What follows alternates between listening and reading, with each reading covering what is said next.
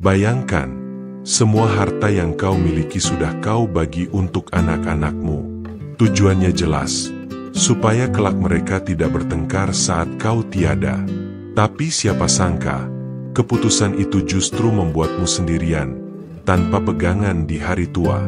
Inilah kisah tentang seorang orang tua yang ingin membahagiakan anak-anaknya, namun malah terlupakan. Apakah ini harga dari sebuah kepercayaan? Jangan lewatkan cerita ini sampai habis, karena mungkin suatu hari, kita pun bisa berada di posisi yang sama. Dan jangan lupa, tekan tombol subscribe sekarang, supaya kamu tak ketinggalan kisah-kisah penuh makna seperti ini. Namaku Samsuri, usia 72 tahun. Tubuhku sudah mulai ringkih, pinggang sering nyeri, dan langkah terasa berat.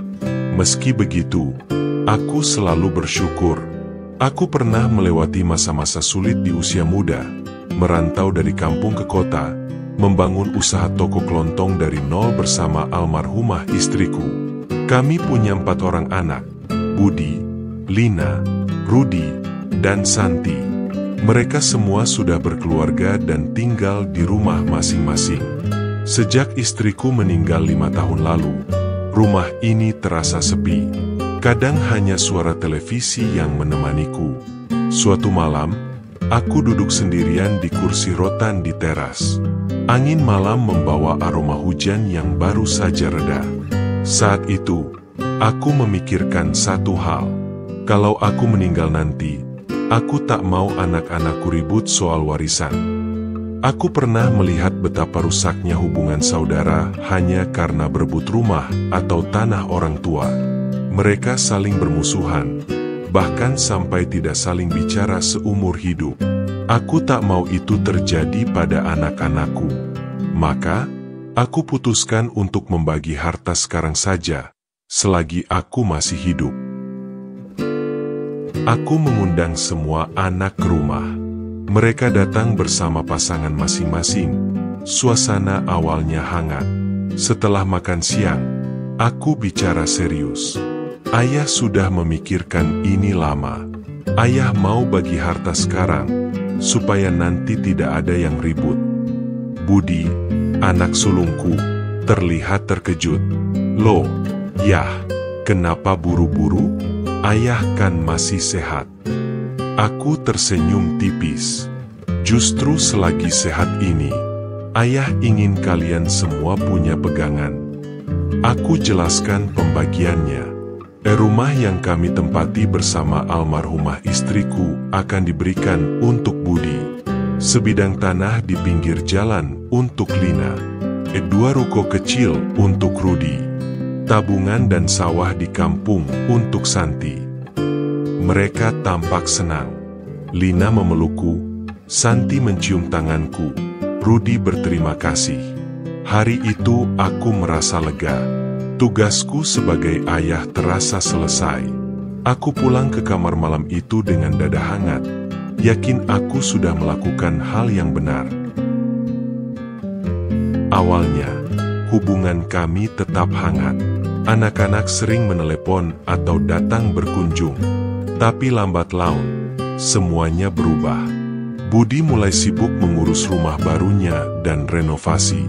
Lina mengembangkan tanahnya menjadi kontrakan, sibuk mengurus penyewa. Rudi menata rukonya, jarang pulang. Santi pindah ke kampung untuk mengurus sawah. Jarak membuatnya jarang datang. Aku mencoba mengerti. Mereka punya hidup masing-masing. Tapi rasa sepi semakin sering menemaniku. Uang tabunganku mulai menipis. Biaya listrik, makan, dan obat-obatan tak bisa dihindari.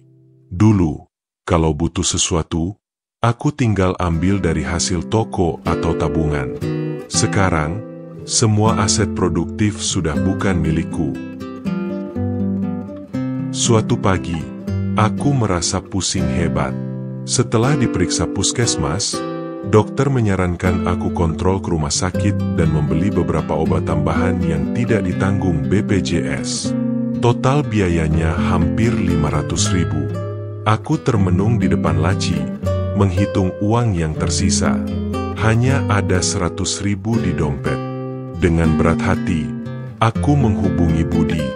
"Bud, ayah butuh uang untuk beli obat. Nanti kalau ada rezeki, ayah ganti." Budi terdiam sebentar di telepon. "Aduh, yah, bulan ini lagi seret, bayar renovasi belum lunas." Aku menghubungi Lina. Dia bilang kontrakannya baru banyak yang kosong. Rudi malah tidak mengangkat telepon. Santi hanya bisa mengirim 100.000 lewat transfer. Hari itu aku duduk di ruang tamu lama sekali, menatap kosong ke arah foto keluarga di dinding. Dulu, dari rumah ini, aku menghidupi mereka semua. Sekarang, aku tak tahu harus minta tolong ke siapa. Beberapa minggu kemudian, listrik rumah hampir diputus karena menunggak. Aku memutuskan menjual motor tua peninggalan almarhumah, satu-satunya kendaraan yang masih kupunya. Anak-anakku tidak tahu. Aku tidak mau mereka merasa terbebani. Aku tetap tersenyum kalau mereka datang, walau jarang. Kadang, mereka hanya mampir sebentar, menitipkan cucu sebentar, lalu pergi. "Ayah, jagain Dito ya, kami ada urusan sebentar," kata Lina suatu siang. Aku senang bisa bermain dengan cucu, tapi tubuhku sering kelelahan. Lututku sakit kalau kebanyakan berdiri. Pernah Dito jatuh saat bermain, dan Lina marah. Yah, kenapa nggak diawasi? Aku hanya diam, padahal aku sudah berusaha sekuat tenaga.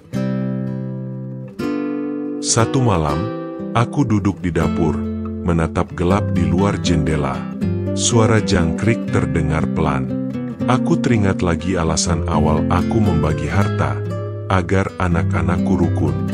Mereka memang tidak bertengkar, tapi tanpa kusadari, aku juga menghilangkan rasa tanggung jawab mereka padaku.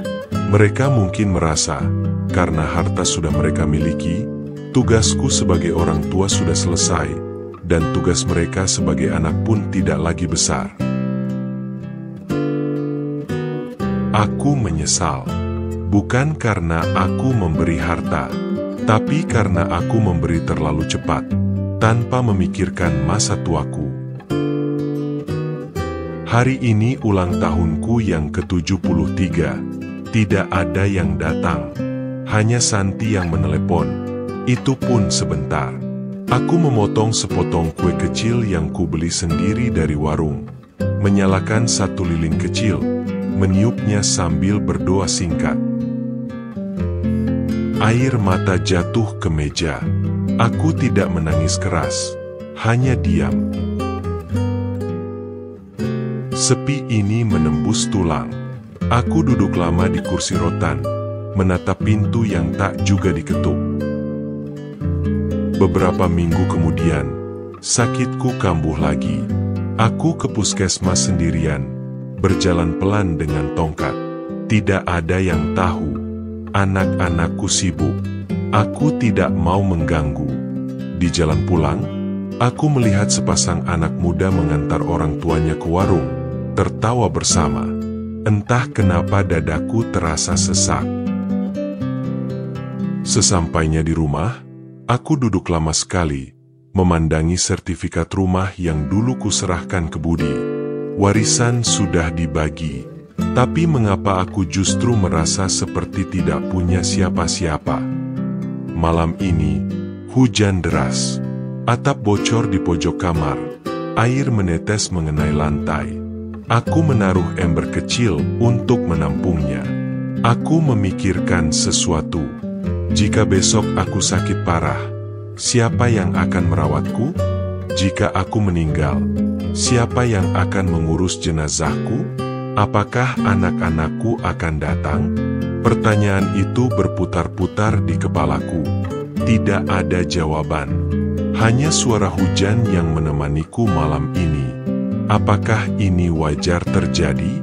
Ataukah aku yang salah karena terlalu cepat memberi? tanpa memikirkan akhir hidupku sendiri?